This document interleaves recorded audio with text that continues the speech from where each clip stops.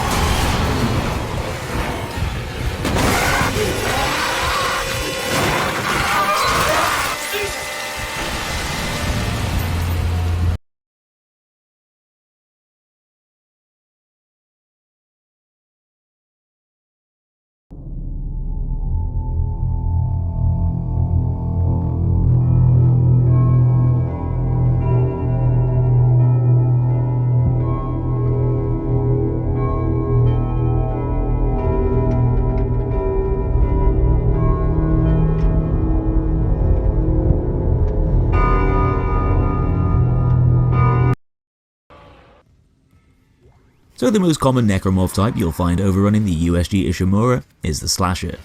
One of the weaker yet still pretty menacing enemies whose sole purpose is to kill, allowing the infection to spread and convert more corpses. Slashers have two long gangly arms growing out from the top of their bodies, with sharp scythe-like bone spikes protruding from each, which are both used as close-range melee weapons. Just like other necromorphs, shooting those limbs is typically the most effective way to take slashers down quickly. Blasting off their legs to slow them down, and chopping off those arms to help nullify those blade attacks. These guys might seem like undead cannon fodder, but they're actually pretty smart creatures, capable of using different tricks to try and catch you off guard. On their own, they're much easier to deal with, usually rushing at you with the intention to violently slice you up and turn you into a meaty salad. Though when they choose to attack in groups, they can quickly overwhelm you, becoming much more effective and trickier to take on. Plus, they're also prone to using the element of surprise quite often too. Crawling around the ship's vent systems to retreat and relocate, popping out unexpectedly, sneaking up from behind, and even sometimes playing dead, just to give you a mini panic attack, and brown pants.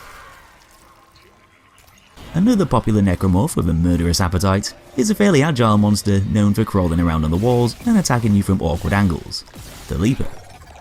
Looking a little bit like a human mashed up with a scorpion and a reptile, Leapers creep around using two strong arms, with their once human legs being fused together with their intestines to form a tail, complete with a spiky stinker-like tip for a bit of extra lethality.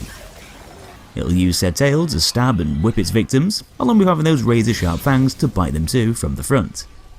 Just because they don't have legs doesn't mean they can't be quick, as if the name doesn't give it away, Leapers can use those muscular arms and tail to thrust themselves forward and pounce on you from a considerable range, which is especially effective in the zero-gravity areas of the Ishimura, allowing them to jump around from wall to wall and strike with its sharp claws while you're floating around. Hacking off one of the Leaper's arms will often be enough to slow it down, still able to jump, but not move around as fast as before.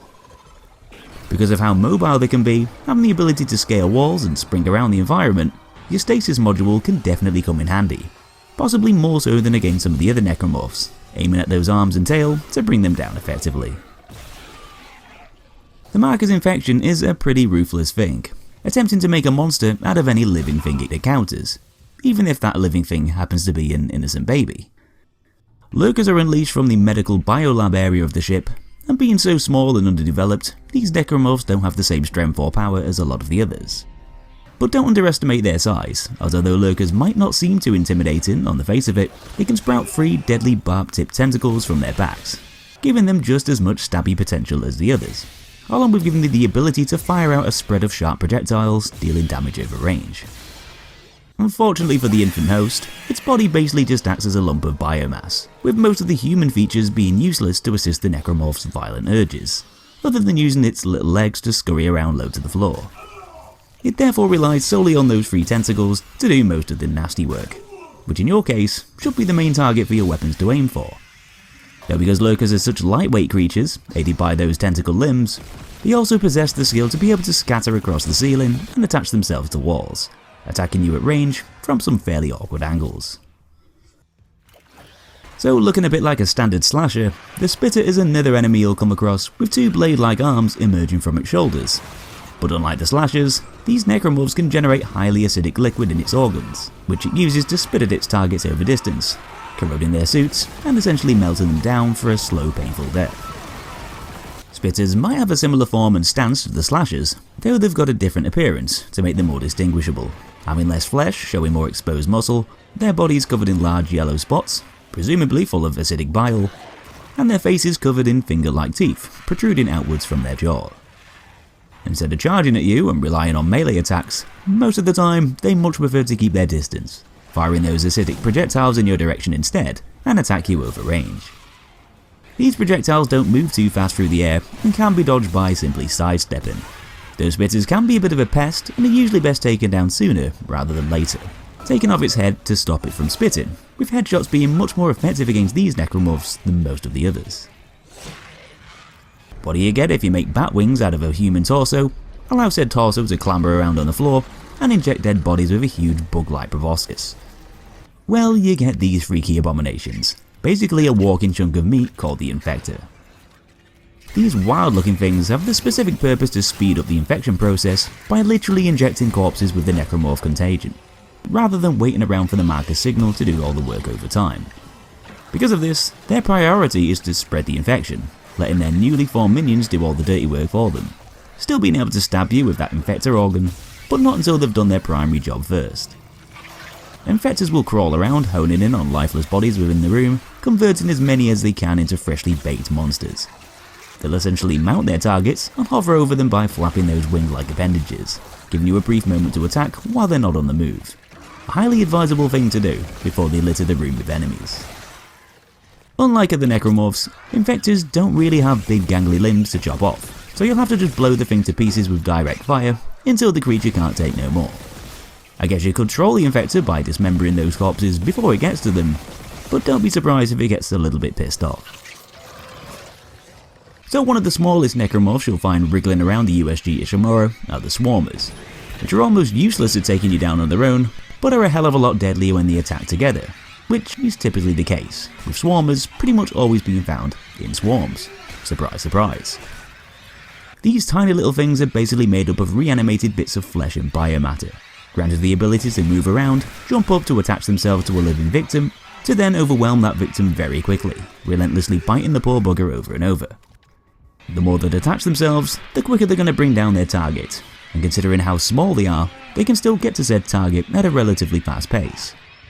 If they do attach, you can smack them off, but don't let too many grab a hold at once, as that health's going to drain down at a super rapid rate. Being so teeny and agile, they can be fairly tricky enemies to actually hit with a lot of conventional weapons, especially when you're taking on a whole bunch of them all at once. So it's generally more effective to use explosives and your trusty flamethrower to barbecue them into oblivion. Next up is the Pregnant, which just looks like a really big slasher that's been to a few too many buffets, but actually has a stomach filled to the brim with deadly swarmers, waiting to be released into the room to hunt you down, should you shoot the Pregnant's belly too much, causing it to explode. Compared to the other necromorphs we've covered so far, these ones are definitely on the large side, though they don't let that swollen stomach slow them down, charging at their targets at a surprisingly quick pace, while using those blade-like arms to slice through them in a similar way to the slashers. Because swarmers can be awkward enemies to take on, especially in a hectic fight with multiple necromorphs, this puts a little bit more pressure on you to aim for the Pregnant's limbs rather than that body. As although that exploding abdomen will take out the Pregnant's ability to walk, those swarmers will often complicate scenarios more so, forcing you to change up your tactics while still having to deal with that crawling pregnant and other enemies in the area all at the same time. It might be tempting to try and take out those long sword-like arms first, though it can often be a better tactic to go for the legs instead, slowing the pregnant's movements right down, thus making it easier to finish off while it drags itself around weighed down by its bloated belly. One necromorph you won't actually fight, but is still a very big part of the ship's outbreak. The corruption is essentially a gigantic mass of living necromorph tissue, which grows and spreads on its own like a giant meaty plant, engulfing anything in the vicinity, blocking off routes for humans to escape while creating a necromorph biome. This is a direct result of the marker's presence, constantly reproducing and growing on its own despite only starting out small. It consumes pretty much every dead thing it comes across to accelerate its spread, becoming a sort of natural habitat for other necromorphs to thrive in.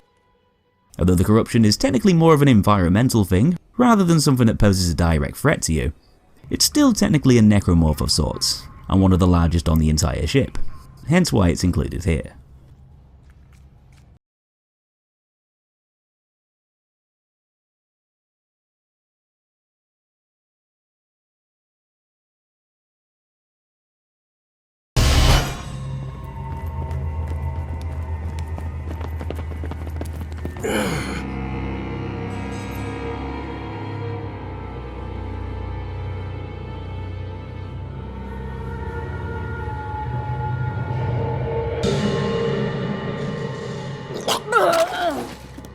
Jeez, Shen.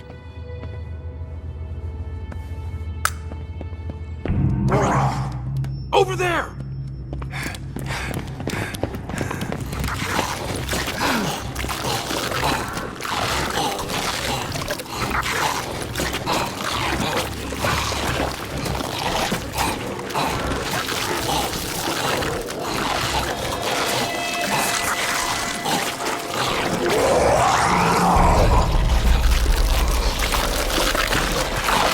Get ready to fire on my command.